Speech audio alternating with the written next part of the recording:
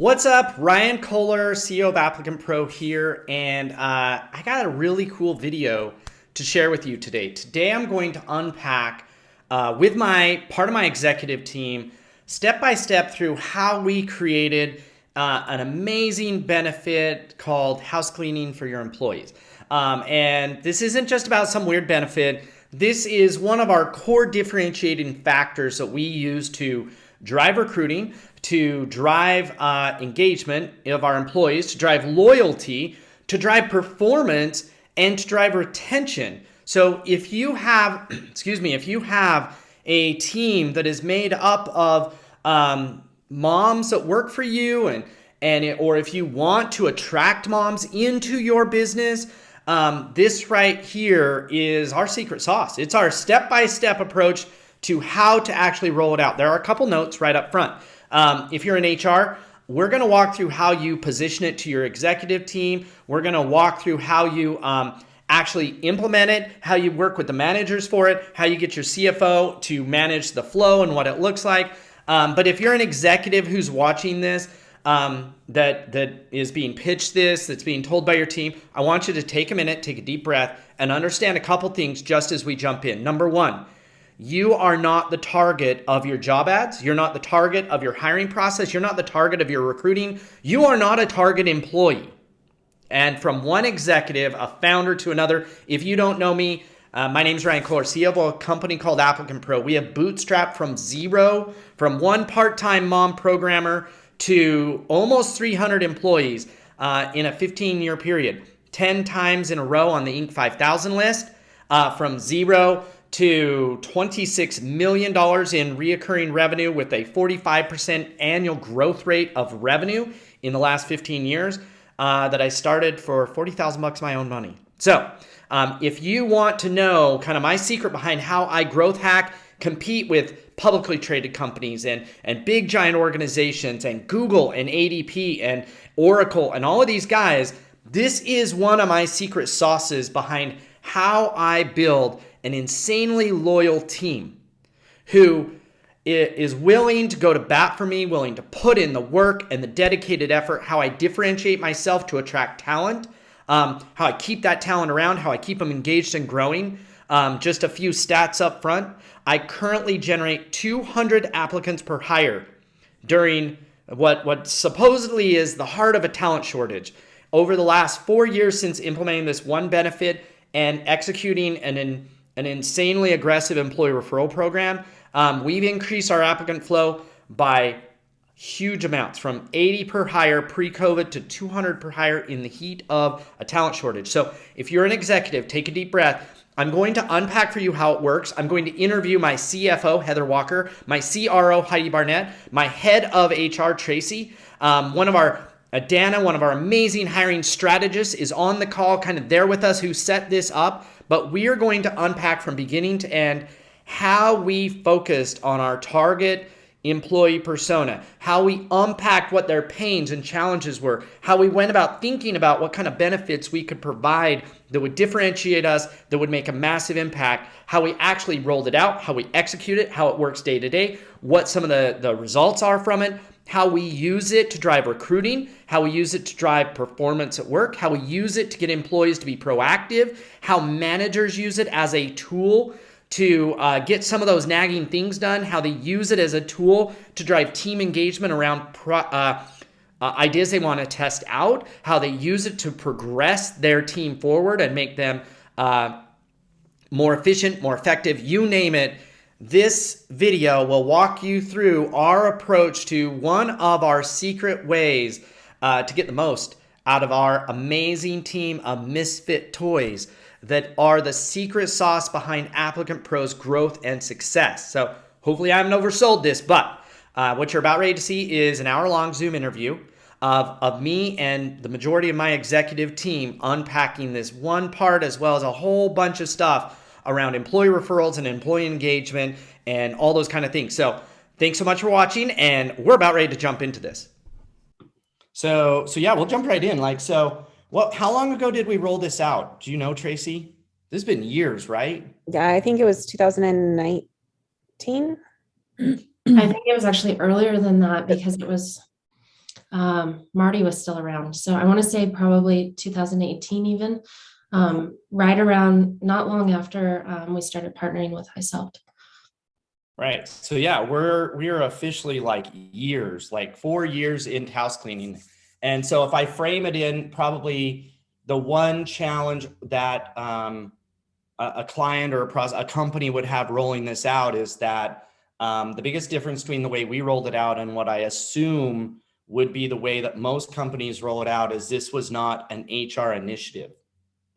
And so that's the very first hurdle that HR would have to, or whoever wants to champion this in an organization has to overcome, is that generally speaking, you're going to have a company that doesn't look like what we're seeing on the screen right here. You're not going to have an executive team full of females, but you are going to most likely have what does look like here of a CEO who's a male, who's a dude.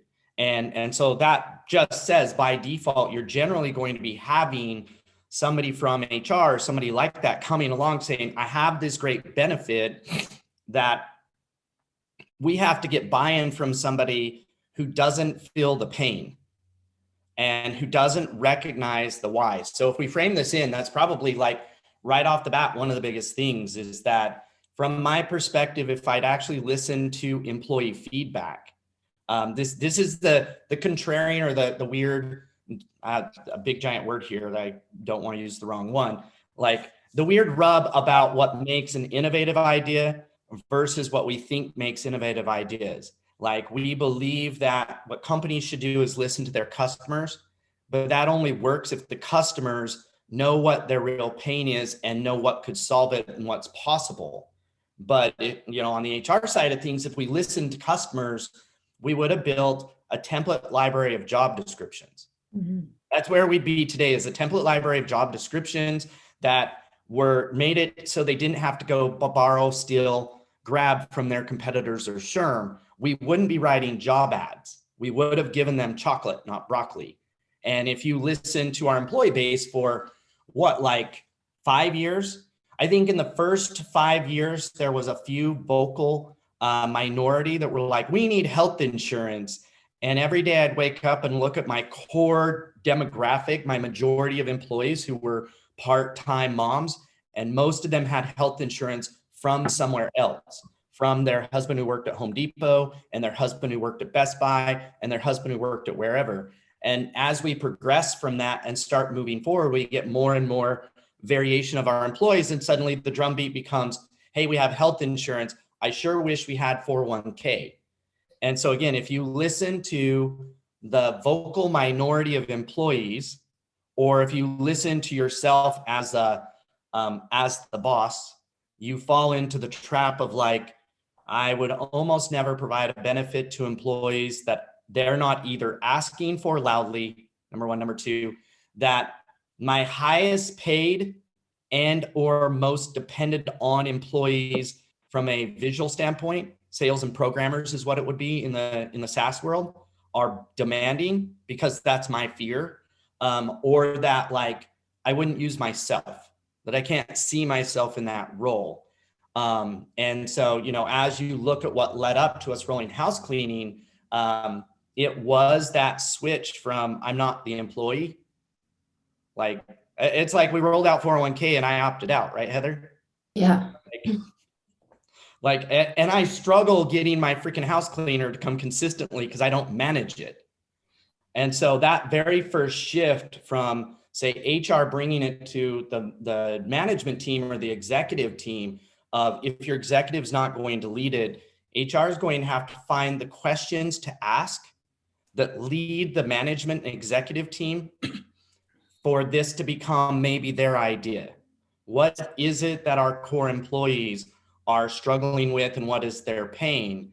What could we do in their lives that would make their work life or home life easier as they're transitioning between work and home, because that's outside of the norm and that really gets right to what are their core pains and problems. And I think that's probably the very first part of rolling it out is, hey, Ryan. Oh, go ahead, Heather. Yeah, so I actually remember when you first started talking about this, and at that time I was overwhelmed at work and overwhelmed at home. And the demands at work specifically were pretty heavy. And so you started talking about it, and I was like, wow, I should just do this. Like, my life is too chaotic right now. I feel so much pressure, and I felt like I was failing in all areas. And so I actually implemented house cleaning for myself before you implemented it as a benefit or a bonus at work.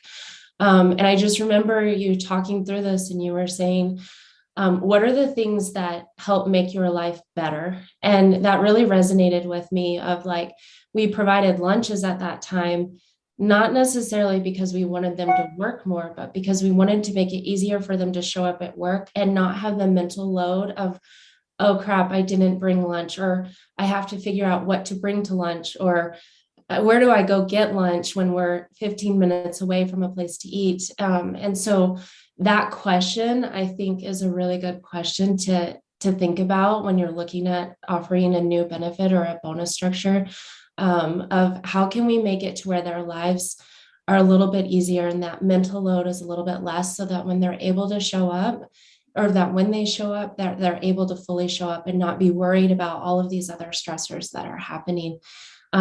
So that's something that really resonated with me and has been a huge help, from like how I look at managing my life even.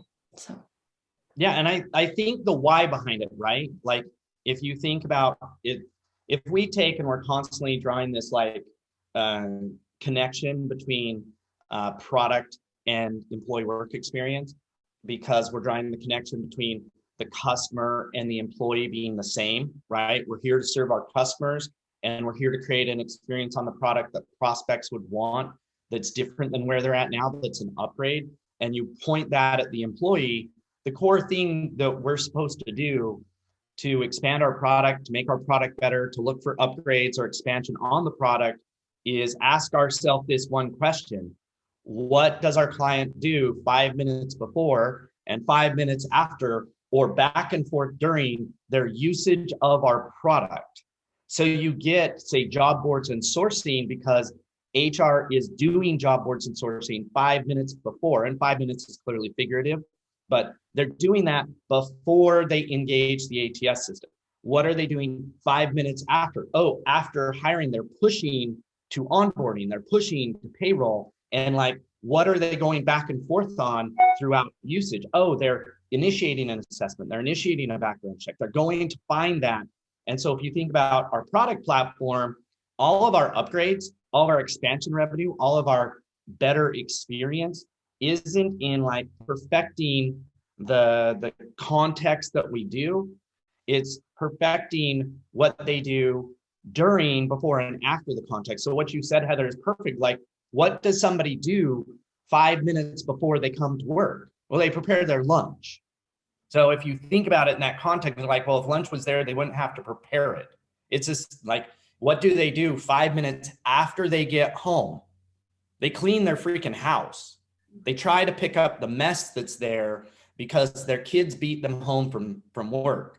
The kids got home from school before they got home from work, and they walked in the front door and just literally dropped all their crap on the ground and went about playing because somebody wasn't there to say, put your stuff away first.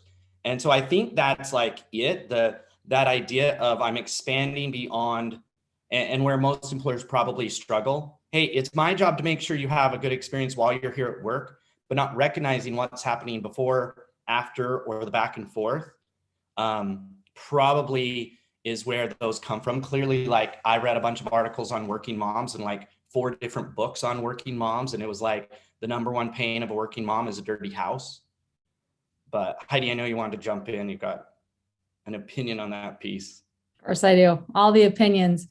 I think one of the things that is important if people aren't going to roll out housekeeping, but want to look at an individualized benefit, I think that one of the things that makes housekeeping work is that it's a guilty pleasure. And that's what works with our purses at trade shows. And that's what works with this as well, is that, I mean, Heather, I'm sure you made enough money to provide housekeeping for yourself up to that point, but you almost don't, right? And I think there's also going along with it, there's like, I don't know. It's a strange thing where when you have a house cleaner, having that in a conversation, like, who was at your house today? Oh, my cleaners were there. And they're like, you have cleaners. And now more of my friends are having cleaners. So it's a little bit different. But in the beginning, it was kind of really strange. So, but if I were to buy them myself, it's pretentious, right? But now I have somebody who my work's providing that. And what it tees off is more conversation about where do you work? That's almost always the question that follows that. And that response is, where do you work? What do you do? And I think a lot of times they think it's like a housekeeping company, right? Because it's like, well, we'll give you something for free, but it's a software company. Well, how do you get housekeeping? That's a conversation that happens. And so I think that's a key element. The other thing that happens, and this goes along with our employee referrals, when we pay out our employees, we could go out and sponsor on Indeed and pay for, like, we could pay for whatever. We could pay for traffic. We could pay for recruiters or whatever. But when we pay for our employees when we pay for our employees to bring us employees on the employee referral side, it's like a double bonus, right? Their friends work here, they're helping out people, but they also get to reap the benefits. And so we're keeping the cash in house. It's the same reason we pay for Sneeze, because I can pay a Facebook ad agency or I can pay our employees to bring and schedule up for us, right? And so it's like, it's a double bonus. And I think that housekeeping is similar to that, because what I find on days when my house is cleaned is that I usually take my kids out to eat because I don't want my house to be messy. And then I come down and work because I have time to. I don't have to like clean up and do all these things. And obviously I'm a little bit different because I work a lot, but I think we're getting that benefit. And that's a weird thing to say, like buy your people lunch so that they'll work more, or buy your people housekeeping so that they work more, which really isn't like the underlying benefit. I mean, it's not the motivation, but there is the benefit of, that reciprocal feelings of positivity. I actually think so. There's a whole bunch of stuff inside of that. And I know like what HR wants to hear is, how do I implement this and how do I execute it? But this part is fundamental to everything else becoming easier and like less difficult, more likely to happen. You have to get your executive team to get this. And so if you take and unpack everything Heidi just unpacked there, step one is like, you focus on the employee, specifically the employees that you want to clone, not on your competitors, not on your managers, not on anything like that. And you start unpacking what are their pains, not just at work, but all the way around the place, right? Yeah. Number two, the guilty pleasure concept is, if you want to know what benefit to come up with, what is the thing that they would feel guilty telling their mom they're paying for themselves? What is the thing they would feel guilty telling their neighbors that they're paying for themselves? What is the thing they would feel guilty like telling their husband or their significant other that they paid for out of their pocket? Like those, not what would they like to brag about to their friends, but what would they feel guilty about? And that like gets you to the heart of the matter. When you pay for something that they would feel guilty about, it amplifies, because what I hear the most about it is, well, my employees have enough money that if they wanted house cleaners, they would just pay for house cleaners. The funniest thing is we actually target house cleaning companies, and we can't even convince house cleaning companies to pay for house cleaning for their house cleaners. They just don't get that. If you really want to know who doesn't want to go home and clean their house, it's somebody who spent all day cleaning houses. They literally don't want to go home to that. But so I think that part of this, like, you have to pick that benefit. Then you have it needs to be a shareable social thing.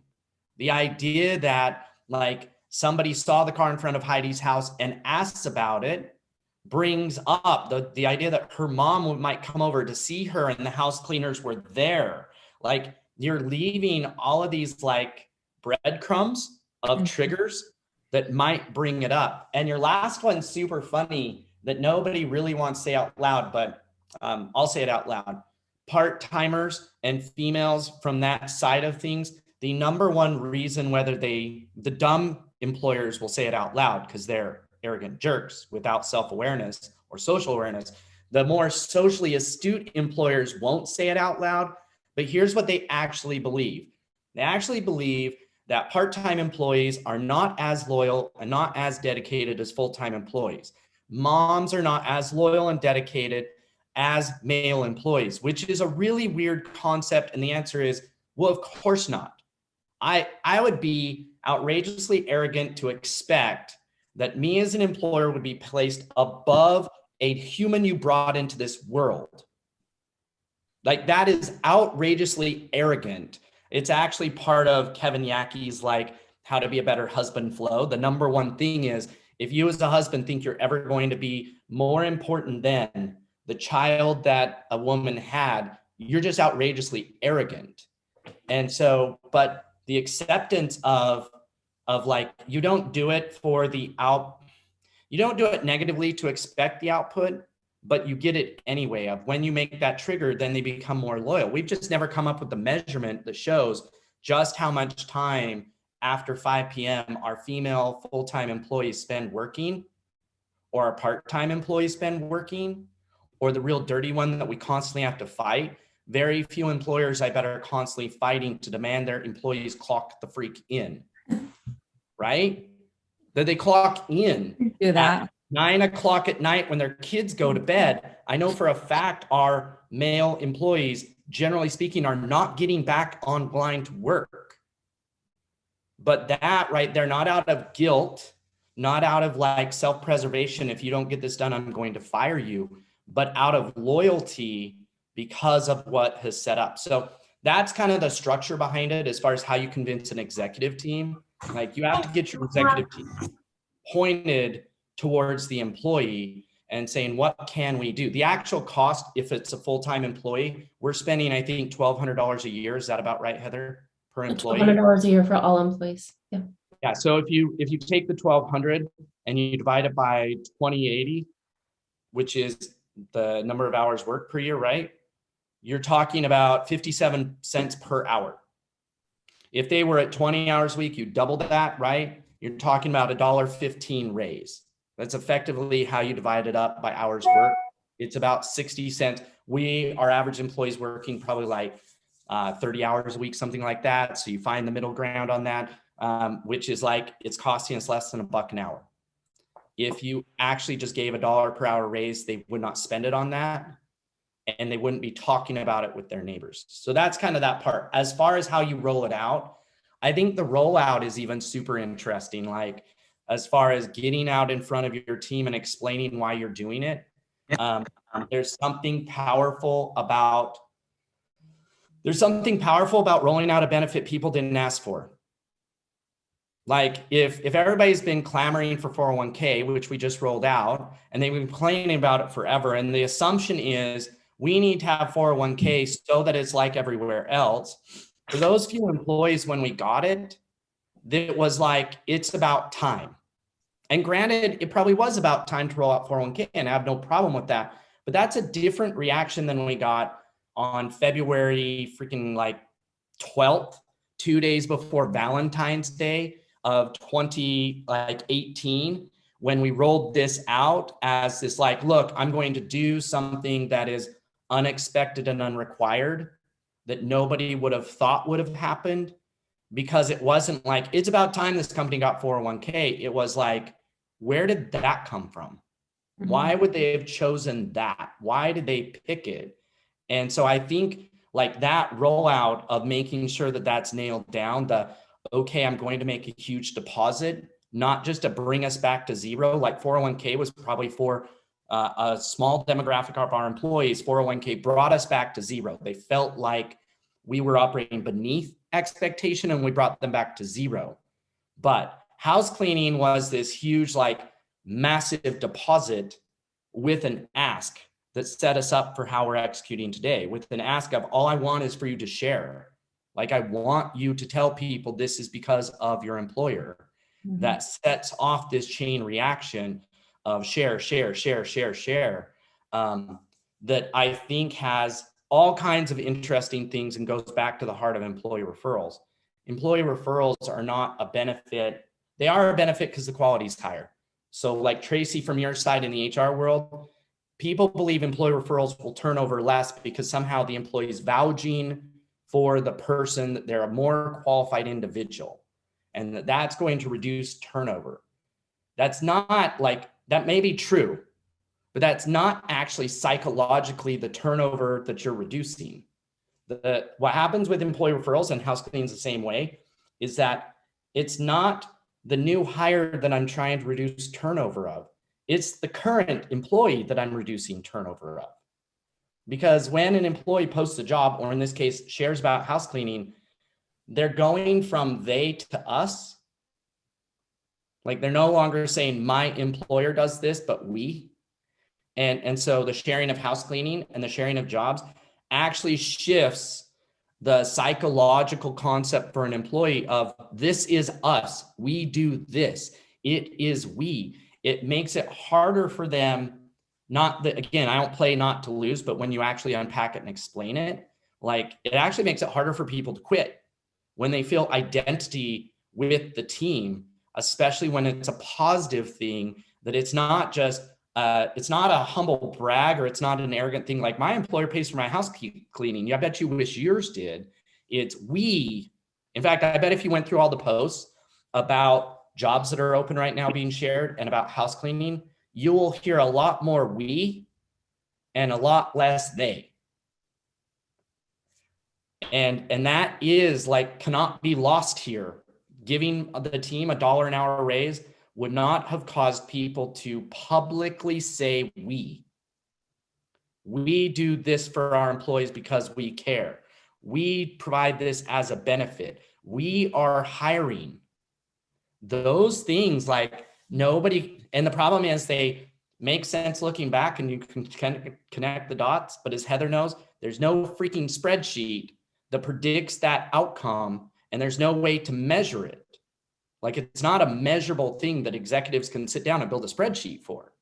Well, it's so much more powerful coming from an army of employees rather than, I mean, we could put that on social media and put it in all of our profiles on Indeed and all that kind of stuff, which we do, but it doesn't hold the same weight as like, oh my gosh, came home from work today and look at my house, right? It just doesn't hold the same weight. It's not as authentic. There's, people are more distrusting of companies. And so what you do is you put it in the hands of them to be creating almost a viral type of loop. And with ours, where you have the housekeeping benefit plus the employee referrals, I feel like it, propels us a little bit more forward, where when they're talking about housekeeping, they don't have to bring up that we're hiring. A lot of times they do, right? And then on the opposite side, when we're sharing our jobs out, we're including the housekeeping. So you're getting like a little bit more momentum, propelling you forward in both areas, where right now in the marketplace, it's hard to find and it's hard to keep. So it's doing both in a sort of authentic and viral way, which is something that us in marketing love to see, because you can't create that in an authentic way on a company page. Yeah, I think what's funny, I compare the job sharing and that type of thing to, say, like reviews, like say customer reviews of a restaurant. If you actually look at the percentage of customer reviews of a restaurant, there's very, very few that achieve the status of, this is my favorite place to eat. Yeah. Like, that is and again, once you say that's your favorite place to eat, dude, you better keep liking it, because you made that statement of connection. But if you instead look at, say, the sharing of jobs and the sharing about house cleaning and that kind of stuff, you're going to see probably checking down at like 50% or something like that. So the actual implementation of how this rolls out, we can jump over to kind of Heidi on it. It is not just a pure giveaway. We're not just saying, look, we'll pay for house cleaning for everybody, but it's also not like unachievable. So for us, we use a metric for it. And part of that is to drive an output to get the ROI. A lot of it for most companies will be to get executive buy-in, that it's not just a giveaway, that there is something tied to. So maybe talk about what that looks like, Heidi, as far as on a like monthly basis. How do you set the tone for, how do you earn your house cleaning bonus?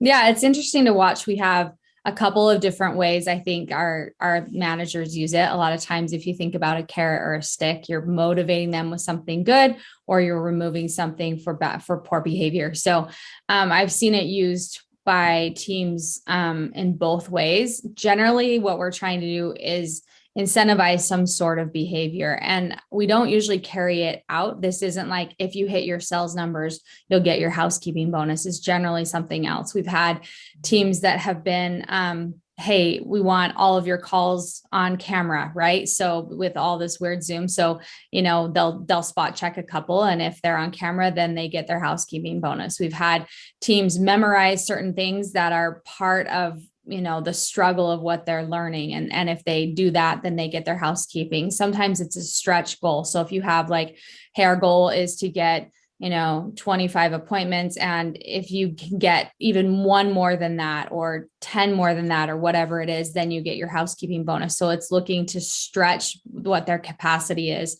And so we've used it in a lot of different ways. We've also used it in, if we don't see this, then we'll get housekeeping. I think one of the important things when you're rolling this out is to not make it a team goal. It has to be very individualized so that they can get it.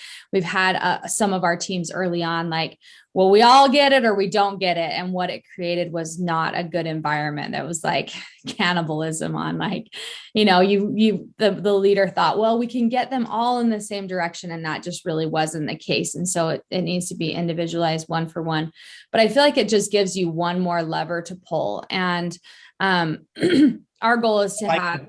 If I can jump in there, I think one of the keys to keep in mind from management on it is, I want to incentivize right action. I usually think about it in two ways. I want to incentivize right action. So commission, for instance, is not, I want to incentivize right action. It's, I want to incentivize the result, the output. Mm-hmm. But the problem is commission's based on sales, and sales reps are not the only party that decides if a sale happens. You have the customer. So the first part being what Heidi said, it has to be something that's completely in their control. Yeah. So turning on the video camera during a demo, that is 100% in the control of the sales rep.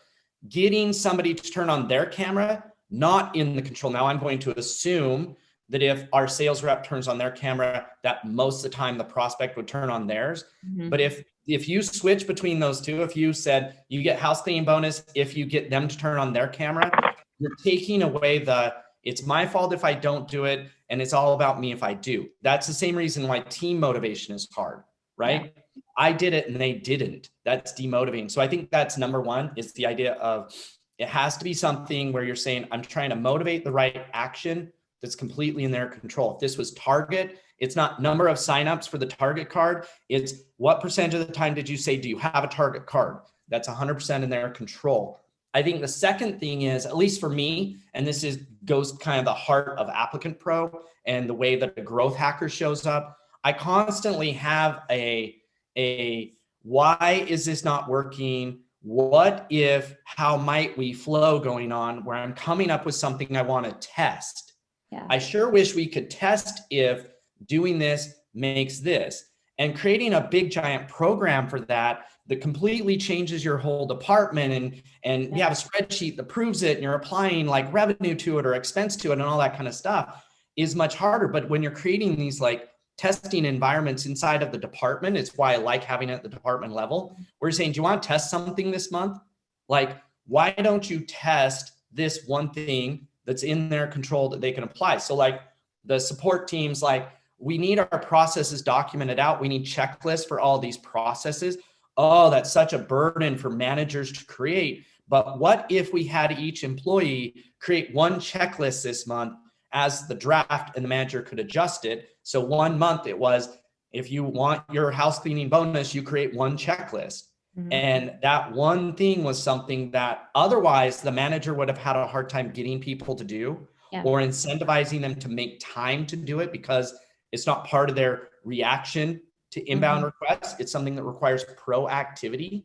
But like tying it to house cleaning bonus of like, you're going to get $100 for the house cleaning bonus. All you got to do is check down this one checklist.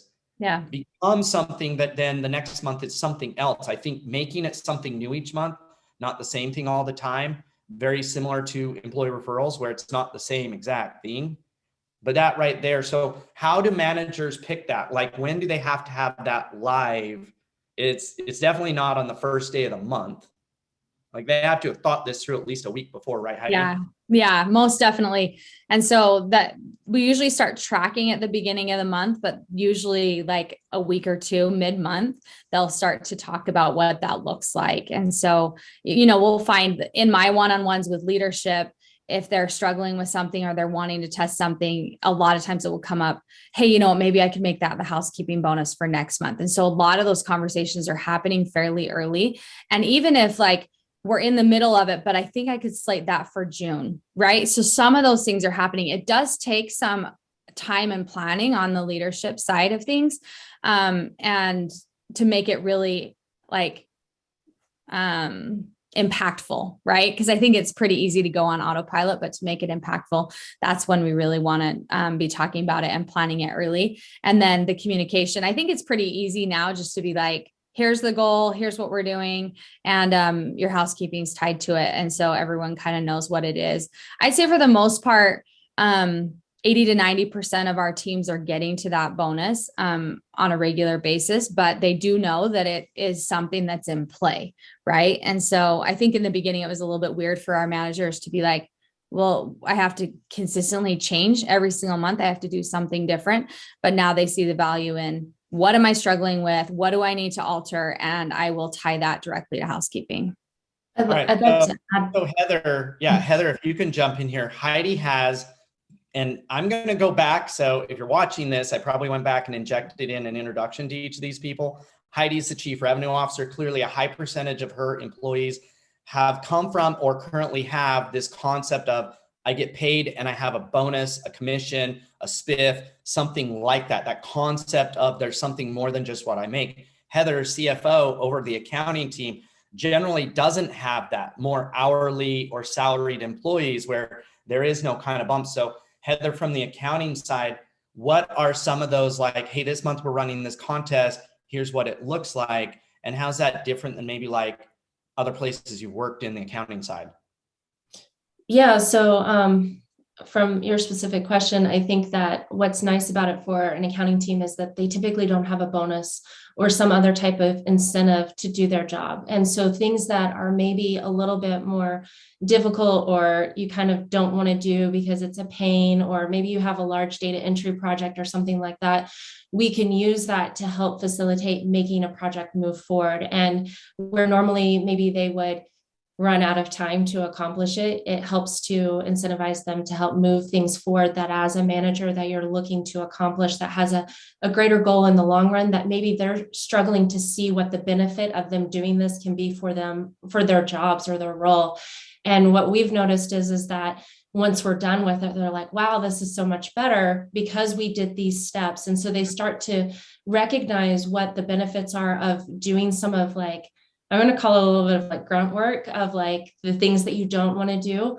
And then they get the benefit of that house cleaning piece. I did want to add on to like Heidi's comments though, about how it started out of like, it was kind of difficult. Like, well, what do I assign to this? How do I decide what to work on? And, oh, maybe there's something else that I have to like track and manage. And I think as time has evolved, like these conversations naturally come up. And so specifically for the billing team, we have a fairly new billing team. They need to do collections. We were having some hesitation. And so we tied our cleaning bonus to, you make 4 contacts a day, whether that's a phone call, an email, whether you leave a voicemail, it doesn't matter if they answer, that you make 4 contacts a day and that you will earn your cleaning bonus. And it helped establish the habit and got them going and realizing that, oh, wait, this isn't really that hard. We're not a hardcore collection agency. We're really just saying, hey, here's a copy of your invoice. That counts, right? And kind of helps to establish what we needed them to do. And that's really part of their job, but it kind of jump-started it. And every time that we have some type of a change or something that we want to push, like an initiative, we kind of push that through. So there really isn't a lot of extra work on the manager's part, but rather it's things that you should already be doing or help kind of push forward the projects and things that and goals that you're wanting to accomplish. And so I think as long as we simplify it, it actually makes it really, really simple. But I do agree at the beginning, there was like a lot of brain power into it of like, oh my gosh, I have so much more to track, or I have one more thing to manage. And as you know, Heidi mentioned, we'll have department meetings and we'll talk about things. And I'm like, hey, that would be a really good cleaning bonus for next month. And so it just naturally happens now and helps us to do that 1% better and improve. Yeah, I think it's actually like, it's like everything. Like there's a couple points on that. Number one, generally speaking, you don't apply it to something that is reactionary because employees react, meaning like your billing team reacts to somebody calling and asking for their invoice. So unless it was like, that's not a proactive thing, and human nature is that we pace. So if I know my job requires, all this stuff, I pace the reaction throughout the day. And surprisingly, we never have enough time to do the stuff that is proactive, that would make life better, or that, those types of things. So you're applying it to something where you're saying, it's not about your reaction. I need to add a proactive part into this. I like Heather's part about the habit. No. If you would just, do this every day, it would become easier, but then we forget to do it and we don't prioritize it. But again, you instantly prioritize. I'm going to make my 4 calls because I want to make sure it's checked off, because I want to make sure that I get my bonus, right? Or my house cleaning thing. I actually would put out, if somebody actually wanted to measure it, this saves time, not takes time. But guess what? Your manager's doing the same thing. Implementing house cleaning bonus and picking what it was and tracking it is a proactive thing. Instead, what managers are doing is reacting to not making 4 calls a day, reacting to not turning on the video on Zoom, reacting to and nagging to beg for this to happen, reacting to the lack of checklists and the fact that employees are creating the same mistake over and over again. So you're actually saying, hey, manager, if you want your teams to do something more proactive, it's really simple to roll this out. Your managers, all the people on this call are managers, also want a house cleaning bonus. So your first house cleaning bonus for the managers is, did you roll out the house cleaning program? Guess what? You just switched rolling it out from being proactive to reactive because they're reacting to that bonus. And I think the second part is by making it more temporary in what it's tied to, it reduces the pressure of, oh my gosh, I got to pick the right thing that's going to motivate these guys into the future. Like creating a commission program or a spiff program is a lot of work because you got to think this crap through and you got to figure out the unintended consequences of like, yeah, dialing that crap back is hard. Right. Mm-hmm. But when you make it a temporary thing, hey, this is what we're going to do this month. And then next month, we're going to do something next. And next month, it, number one, makes it easier to get approval. It's the same reason with like rolling out employee referral contests. Hey, we're going to give away 10 gift cards for $50 each. We're going to do this month and see how it goes. Doesn't require the same level of approval as I'm going to double the payout for this point forward. And when I switch it, it's taking it away. Yeah. And so from HR's perspective, even of looking at that saying, we're confining this, we're shrinking it up. It's not that big of a deal. It doesn't have to be something we get the whole management team together and figure out what it should be tied to across the company, because we're not looking for consistency across the company. We're looking for consistency for that group of workers. Like all of the support team has the same focus that month, but it's so easy to come and go and switch and change. It means there's no wrong answer. Like literally next month could be like, you got to show up to work and clock in on time every single time. No missed punches. Like now Tracy, so that one's a good example where Tracy would love that, except that Tracy's team probably doesn't have missed punches. Mm-hmm. And Heather's team probably doesn't have missed punches. It's the support team or it's the sales team or it's somebody else that they don't manage. And so that's probably a good example. Just do it company-wide. And this is the company-wide like housekeeping bonus, no missed punches. So Tracy, what kind of like pushback, feedback, anything like that do you hear on the HR side of things? So we get a lot of questions about, can I use it for this instead? Can I use it for this instead? We kind of go back to the main purpose of why we do this, and it's to benefit them and something that they wouldn't do for themselves. So we kind of, that's just, and it's not super loud. That's probably the most common thing, but it's not once a month that we get so that. It's we rare. have expanded this beyond my initial goal because I think you can get your car cleaned, right? You can get your car detailed. Yep, you can get your car detailed. You cannot get your lawn mowed. No, you cannot get your lawn mowed. But And you this is can have probably your the weirdest. windows cleaned or your carpet cleaned. You know, you Right. can have kind of those one-time things done as well. This is probably the weirdest thing about our company versus anybody who's trying to roll this out is that the complaint about it expanding into more non-cleaning, less targeted things was not held back by the females on this call. It was held back by me saying, no, I'm going to be hardline on this. It took, I don't think we rolled out, you could get your car detailed for quite a while because I was like, that is not house cleaning. Oh yeah. You do not It was want, years. It was years. and because I was trying to make sure it was targeted in. And so I wanted to make sure that, okay, cool. If my employee, if Heidi's going to get her car cleaned, it better be her car and not somebody else's in her family's car, because of how specific I was about kind of digging that in. Male employees, I think there's some interesting, like not data, but random stories about it. I think one of the things that happens when I remember it was before Valentine's Day. And so clearly I am a aggressive contrarian person that I knew there would be pushback from the guys in the room. It was go home, tell your wife happy Valentine's Day from your boss. But the side effect of it is getting more connection of the wife at home seeing a benefit to them besides just say pay or PTO or those kind of things, a very specific benefit to that person, again, tied back to, hey, what is it based on this month? That I do believe we are not seeing those as much as it's actually happening. So Sean, what's your benefit this month? What gets the house cleaner here? Oh, you're working a little bit after dinner on this project to make a checklist. Is that because that's what the house cleaning benefit's tied to? Because I'm all in on that one. And so we have just a little bit of time here. Heather, what does this look like from an accounting standpoint? I know we had preferred providers versus like use your own. And there is some like give and take of that. We were not hardline, like you must use our house cleaning provider. So kind of talk through how that looks financially and then like from a tracking standpoint. Yeah, so when we rolled this out, we had, I believe, 2 or 3 preferred house cleaners that we had worked with. At that time, we actually were able to negotiate a slight discount by bringing so many people to them. As time has gone on and the economy and things have changed, we've lost that piece at this time. But that when we first rolled it out, we had that piece. When we presented it to the employees, we said, we can take care of the burden of paying for it for you. You just call them, have them come out.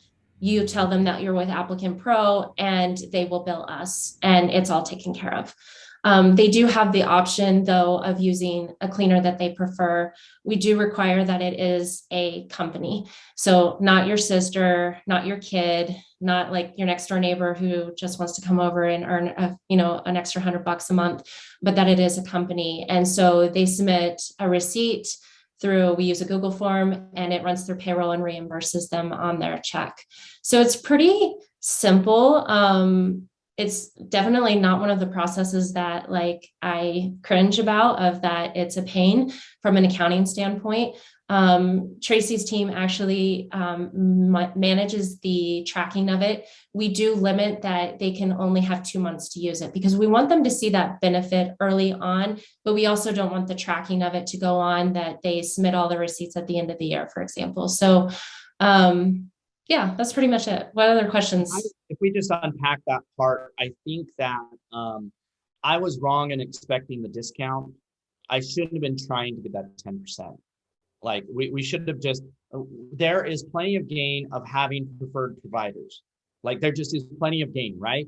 Accounting's processing 1 check for 50 instead of 50 receipts and tracking and that kind of stuff. There is huge gain on the company side of having a percentage or a high percentage of people going through a single provider versus on their own. There's huge gain from the employee side. They don't have to submit the receipt, gather the receipt, that kind of stuff. Clearly, you should leave it open so they can. I like the rule of it has to be a company. It can't be like your sister, cousin, whatever. But I would just, if I went back, I would probably have removed that and not played that game of trying to come up with a discount. And the reason, I mean, there's tons of reasons for it. We save way more than, this year. I don't know if you know the expense offhand, Heather. Do you know what the budget expense for house cleaning is this year? I'm going to ballpark it at like $300,000 plus or minus, which is crazy to think about, right? About $300,000. Clearly, if we were getting a 10% discount, it would give us 30 grand. We're saving way more than 30 grand off those preferred providers of receipts from employees sending in and accounting, processing it, blah, blah, blah. I think the second thing is that clearly for me is like the probably most hardcore feminist on this, by helping my female employees get their house cleaned by pulling a discount from, generally speaking, female owned and female ran and female staffed companies, probably like was moving money from and benefit from one pocket to the next when I didn't need it. And so just, from one executive to another, if they walk through this flow, don't do that. It's not, there's so much upside gain. That 300 grand, we're getting $1 million a year worth of recruiting value out of it. Like literally, even if you added that to it and you said, we're going to hire, if the math is $300,000 and you just applied that towards hiring cost, you said it's not actually all the benefit and all the cool stuff we got.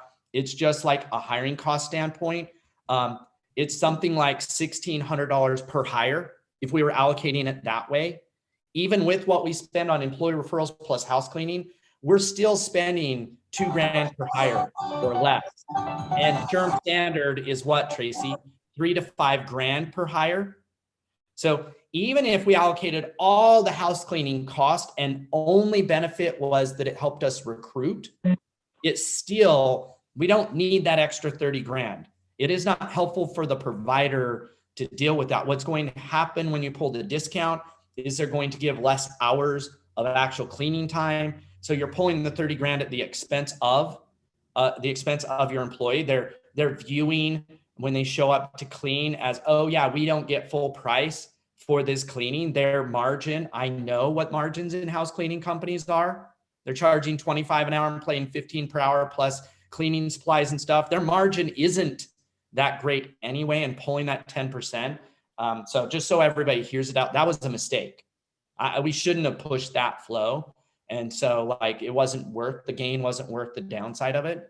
And so that you're working to point out the hiring costs and things tied to that, but there's also the productivity costs that we gain with our employees of being able to push those projects forward. And like, it's more than 30 grand. Like there's so much that we're gaining from this. I think the key with it is that like, if you search for a break even, don't search for ROI, because searching for ROI on something like this is impossible. How are you going to measure it? So instead, like you search for the break even, right? That's why you whittle it down per hour and you're like, hey, we would have had to give more than $1 hour raise to differentiate ourselves, but it cost us 67 cents. Or you look for the recruiting break even. Hey, if all this does is help us recruit, we're spending significantly less than everybody else because of it. It's driving our employee referrals. It most likely means you could spend less per referral. I mean, we were on a call yesterday and they're paying $3 grand per hire referral. We're paying $250. So that's why I bring that in and say, well, let's apply it to per hire. Cool. That's still less than the average company pays just for their referral fee, because there's plenty of people paying $1,000, $2,000, $3,000 for a referral fee. And that really is like the goal of a benefit like this. Just focus on how to justify break even. Don't try to get to ROI, because I don't know how you build that spreadsheet. You'll actually spend more time and money trying to build a spreadsheet and calculate it. And what you get is a bunch of assumption times assumption. It's not going to help.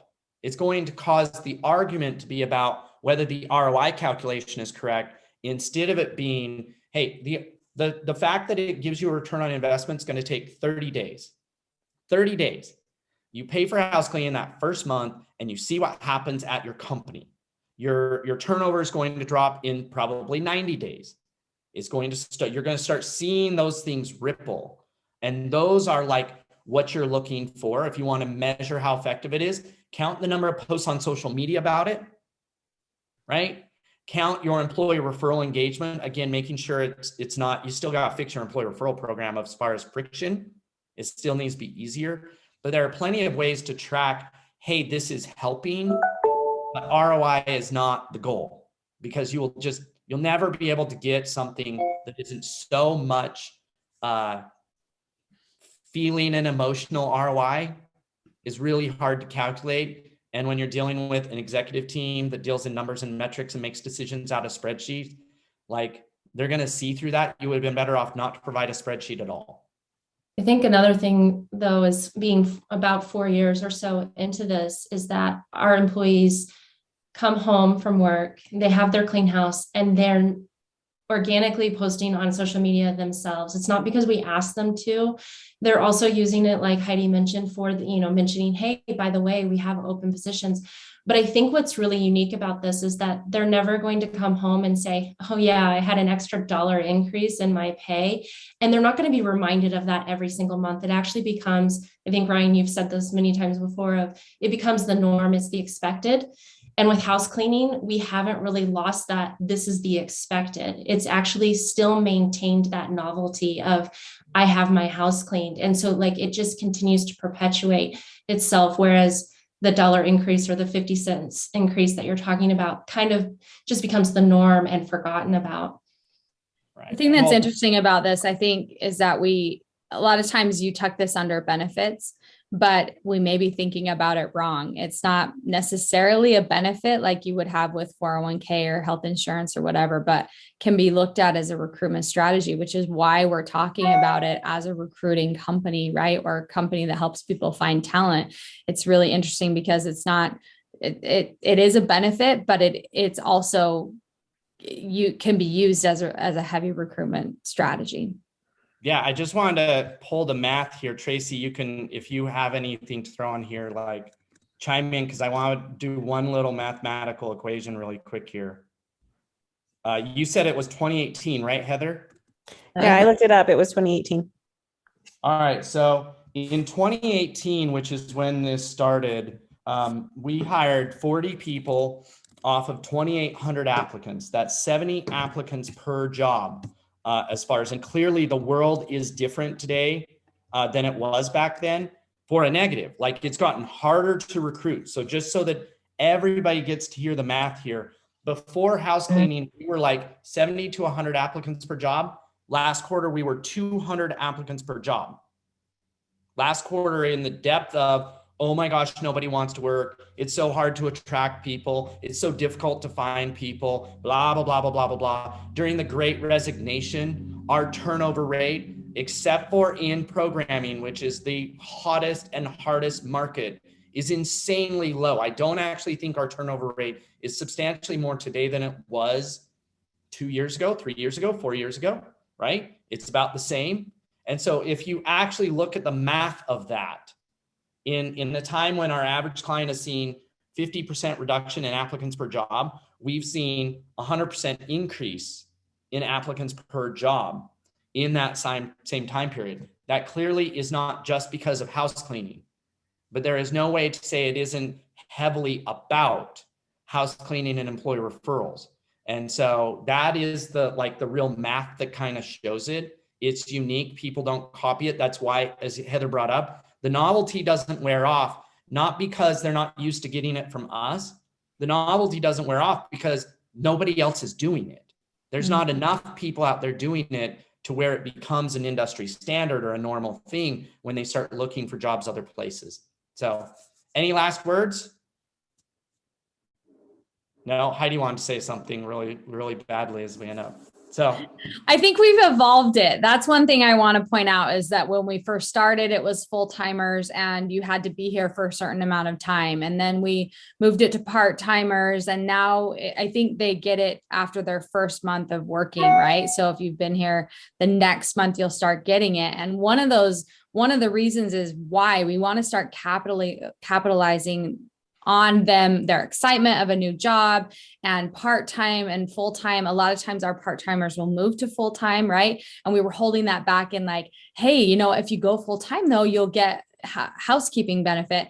And so people were like at 29 hours or 20 hours trying to push for this 30 hours when it wasn't really the best thing for them and their families. And so as we've evolved and really started to look at what benefits our teams and what benefits us in getting more people in the door and those types of things, we have evolved. And so now I think, you know, we looked at all that, we crushed all the numbers, and this is going to be a big hit, blah, blah, blah. And once we pulled the trigger, it hasn't really had that huge of an effect, and it hasn't been detrimental. It's only been beneficial. And so some of our, if you look at like our scoreboards for top, like employee shares, or those that are getting most of the people that are coming in right now for an employee referral perspective, a lot of those are brand new hires, and most of them are part-time. And so if you look at that and say, this can actually help carry it forward, it's hard because, I mean, we were talking to that client yesterday, and they were like, we have an employee referral program, but we only give it after 90 days. They get one bump, and then they get it 90 days. And then if they stay a year, they get this. And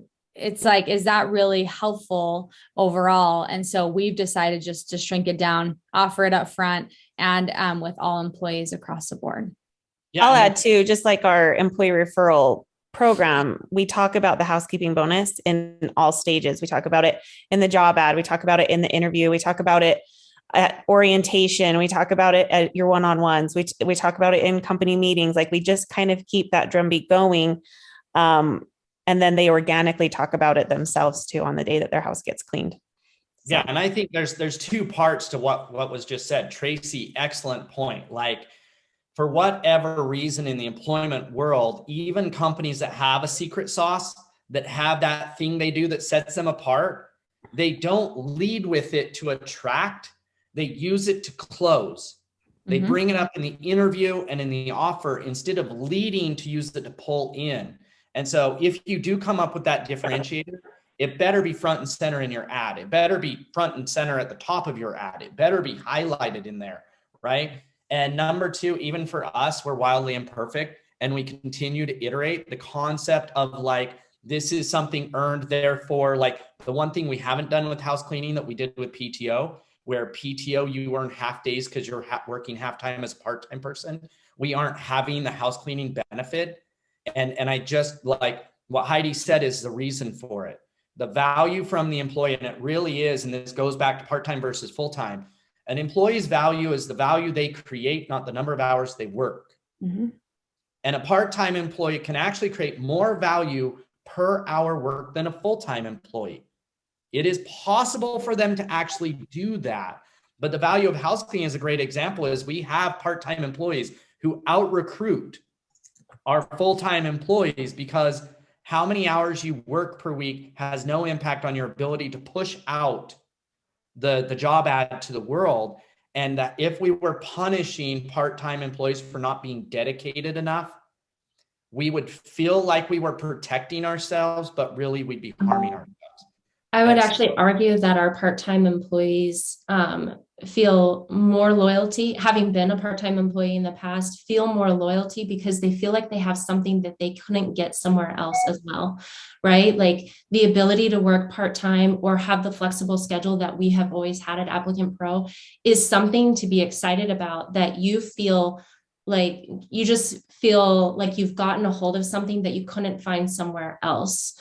And so I actually think that their excitement about sharing the job is probably even more intense, or like that they're more eager to share it because they have something that they felt, whether it's true or not, that they couldn't get elsewhere. And so, and especially capitalizing on somebody who has a brand new job, who's super excited about an opportunity that they thought they could never get, I think is really powerful. And like they said, our new hires are the ones that are really pushing it because they're so excited about this new opportunity, rather than holding it out 90 days when now this is their job, you know? Dana, just in closing, did you start full-time or part-time?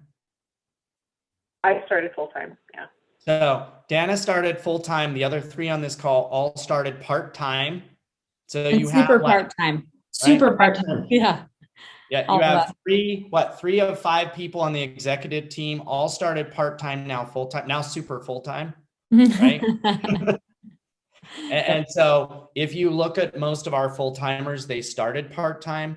The idea that part-timers don't have as much loyalty has nothing to do with the company. It has everything to do with they simply are balancing whatever else is in their life. And when their life changes, the loyalty that comes from house cleaning benefit and offering part-time and partial work from home and trusting your employees to be adults, to make the right decisions and to show up the right way, ends up causing them to become full-time when their schedule changes. They weren't not committed to like the company.